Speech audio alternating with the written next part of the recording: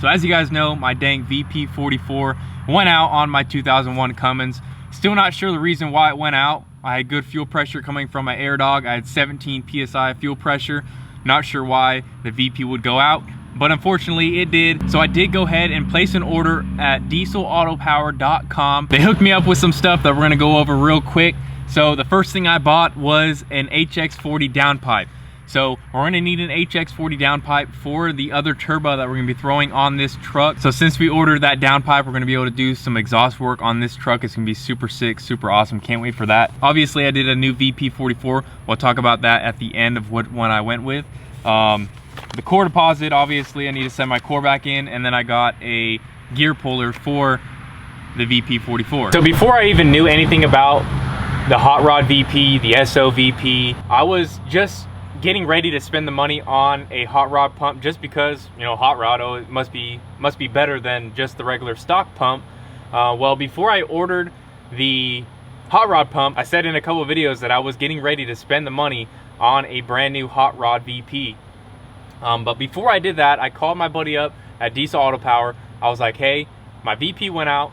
What kind of pump do you recommend? Do you recommend me, you know, spending $1,700 to $2,000 on a new hot rod pump, or should I just go with, you know, the $1,100 stock pump?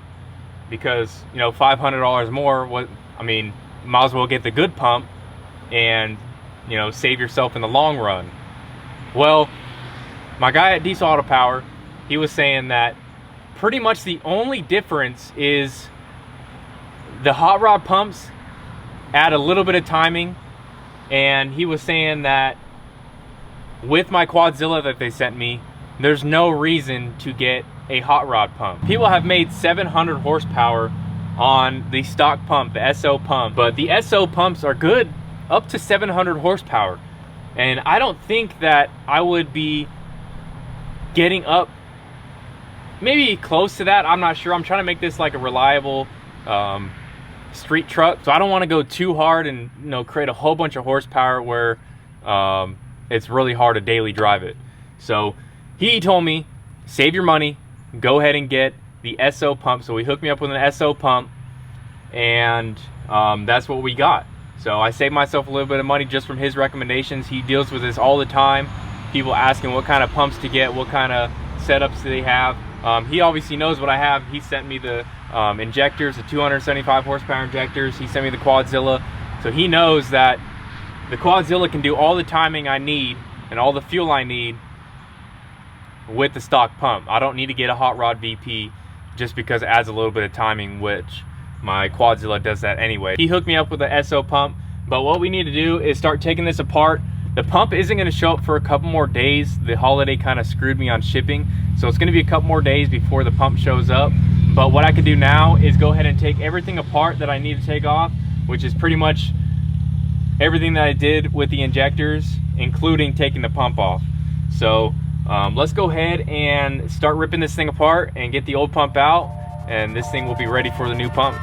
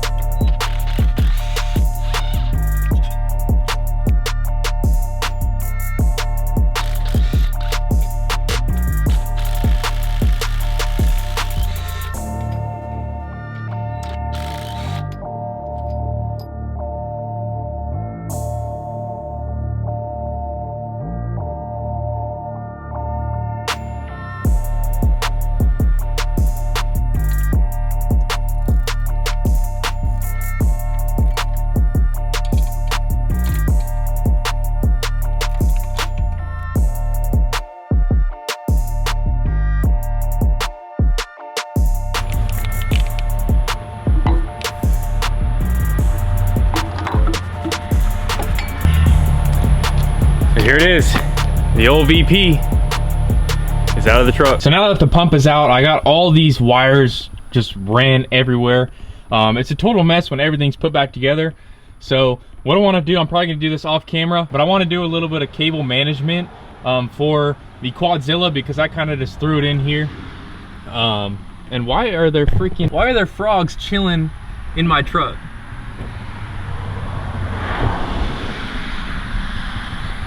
There's one down there too. But I kind of just threw all the cables in here. I want to clean it up a bit. I want to clean up the side of the engine right here just with some brake clean. Probably clean up the top right here, vacuum out all the dirt, and clean that up with brake clean as well. Just because we're already here, we might as well do it. So I'm probably gonna do that off camera. Not gonna bore you guys with cleaning an engine like that. So here is the stock VP44. Always do your research before you go and buy something. I did a little bit of research. This is just what I read online and what I was told by the guys at Diesel Auto Power.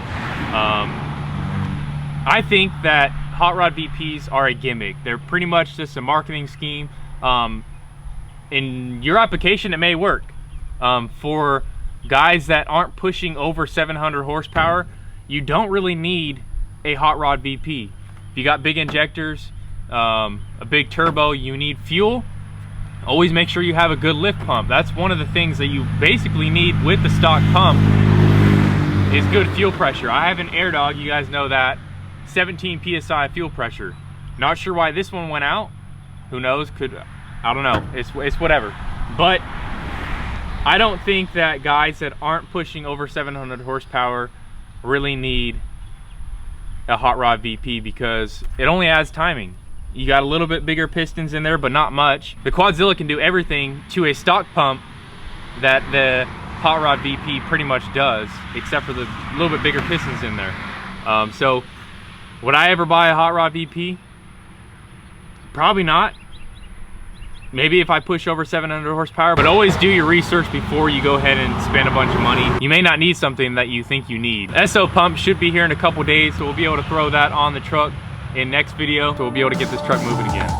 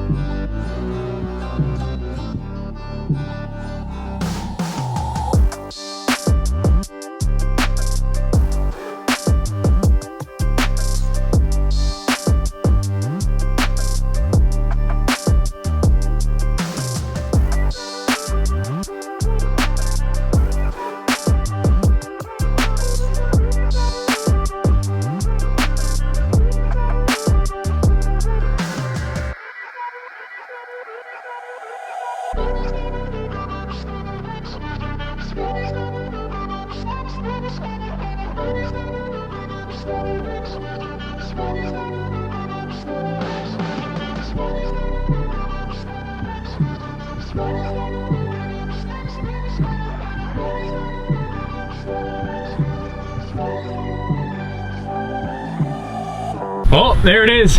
There is the new decal on the rigid toolbox. No more rigid, now it's dipping. I just thought of it, you know, I have a vinyl cutter. I was looking at it, I was like, maybe I could make that say dipping. So I did it. The first part went on pretty good. I need to buy a bigger sticky mat so I can do longer decals. So kind of had to cut two of them and then splice them together. And then as I was taking this transfer tape off, the transfer tape on this side came off, so I had to place these letters individually. And for some reason it's not really sticking to this box that well. Maybe when it heats up it'll stick a little bit better. But I think it came out really good. Instead of saying rigid, it now says Dippin. I may redo this black line because it got cut right here. Let me know in the comments below how you think it came out.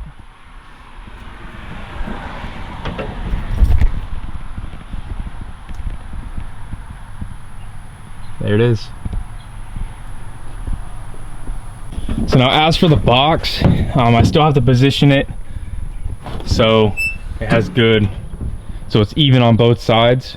And then I got to drill holes and then secure it down. But I went ahead and somewhat cleaned out this box. I took all the non-essential stuff out of here and left pretty much everything that I would need on the road if something was to happen. All the other stuff can stay over there. But got all my oils and towels, stuff like that, jumper cables, drill, bag of wiring and stuff like that. So still have a couple more stuff to put in there, but I want to kind of clean up everything over there because I have tools everywhere. I can't find my tools. I got a ton of tools in the truck, as you guys know. Just a ton of stuff in here that does not need to be in here. Like all these tools can go in a bag and then in that toolbox. Got turbo laying around here, transmission fluid, intake. Because all this stuff needs to get out of this truck and into the toolbox. So that way the truck is not looking like this. And then also another thing, the reason why I wanted to put this up here is because I have this backup camera. Accidentally ran it over, so I gotta just wrap that in electrical tape. But the backup camera for my mirror, I was thinking there's that hole in the back and there's that grommet that's inside here.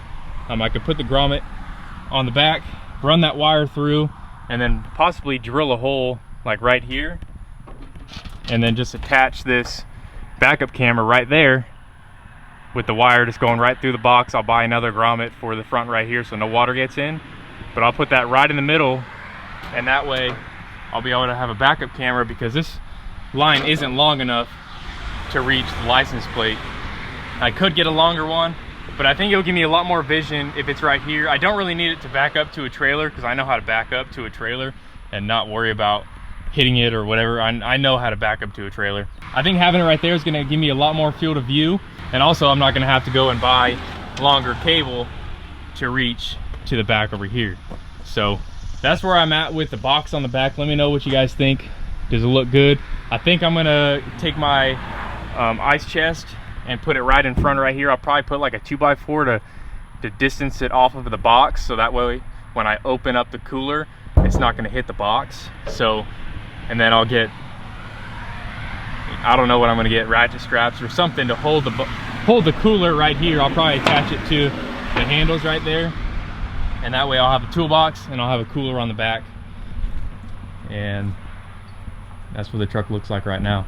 But that's gonna do it, guys. The main part of this video was to get the VP out of the truck, and that's what we did. I also wanted to get that job box on the back, but here is the old VP. I'm gonna be cleaning up these fuel lines before I go ahead and throw it back in the truck, just so everything looks nice.